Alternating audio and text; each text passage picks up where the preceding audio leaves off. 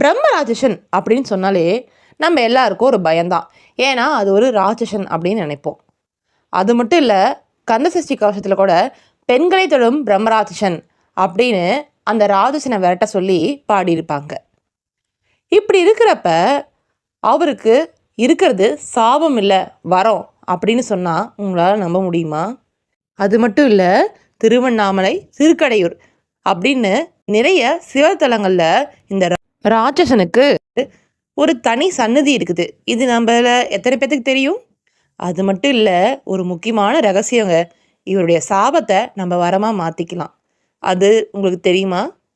சரி வாங்க இந்த வீடியோவில் அதை ஒவ்வொன்றா பார்க்கலாம். சரி, யார் இந்த பிரம்மராட்சசன்? அதாவது பிராமணன், நல்லா வேதம் கற்ற ஒருத்தர், அறிவு நிறைஞ்ச ஒருத்தர், ஞானம் கொண்ட ஒருத்தர், அளவுக்கு அதிகமான சக்திகளை கொண்ட ஒருத்தர்.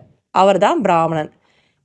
இந்த பிராமணன் தன்னுடைய அளவு கடந்த ஞானத்தையும் ஆற்றலையும் நல்ல வழியில் பயன்படுத்தாமல் அதை ஆசையாலையும் மோகத்தாலையும் தவறாக பயன்படுத்துகிறாரு. அப்படி பயன்படுத்துறதுனால சிவபெருமான் அவருக்கு சாபத்தை கொடுக்குறாரு.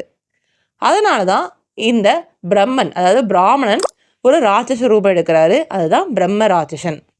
சரி, கந்தசஷ்டி கவசத்தில் சொல்கிற பிரம்மராட்சசன் யார்? அதுவும் இவரே தாங்க. அதாவது பெண்களை தொடும் பிரம்மராட்சசன் அப்படின்னு சொல்லுவாங்க. அதாவது ஒரு வீட்டுக்கு யார் முக்கியம், யார் ஆணி வேறு? அந்த வீட்டில் இருக்கிற பெண்.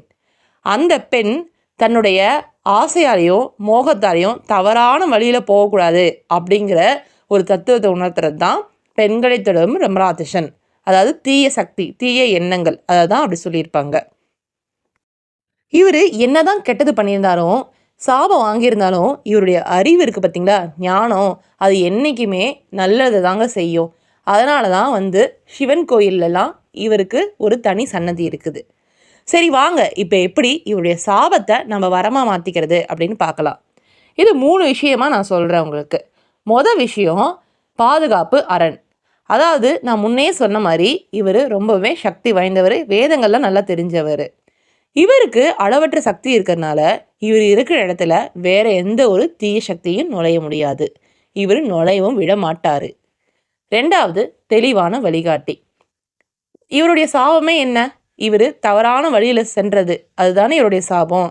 அதனால் நம்ம வாழ்க்கையில் நாம் நல்ல வழியில் தான் போகிறோமா, இல்லை நம்ம தப்பு செய்கிறோமா அப்படின்னு நமக்கு ஒரு குழப்பம் வரும். அப்படி குழப்பம் வரும்போது இவரை வழிபட்டால் இவர் ஒரு சரியான முடிவை தருவார். 3வது, இதுதான் முக்கியமான ஒரு ரகசியம். இவருடைய சாபத்தை நாம் எப்படி வரமாக மாற்றலாம்? இவருடைய சாபமே என்ன? இவருடைய அறிவை தப்பாக பயன்படுத்துறது. அப்போ அவருடைய சாபத்தை நம்ம கண்டுக்காமல் அவருடைய அறிவை பூஜை பண்ணோம் அப்படின்னா அவருக்கு அது ரொம்பவே சந்தோஷம். ஏன்னா இவருடைய உடம்புக்கு தான் சாபம், அறிவு கிடையாது. அந்த அறிவை நம்ம பூஜை செய்யும் போது இவர் நமக்கு நாம் நினச்ச விஷயங்களை அடையிறதுக்கு உதவி பண்ணுவார். ஆனால் ஒன்று, நல்ல வழியை தான் காட்டுவார். அதுக்கு ஒரு குறுக்கு வழியோ இல்லை தீய வழியோ காட்ட மாட்டார். அதனால் இவருடைய சாபத்தை நம்ம வரமாக மாற்றிக்கிறது நம்மளுடைய கையில் தான் இருக்குது. இந்த வீடியோ உங்களுக்கு பிடிச்சிருந்தா லைக் பண்ணுங்கள், ஷேர் பண்ணுங்கள், சப்ஸ்கிரைப் பண்ணுங்கள். நன்றி.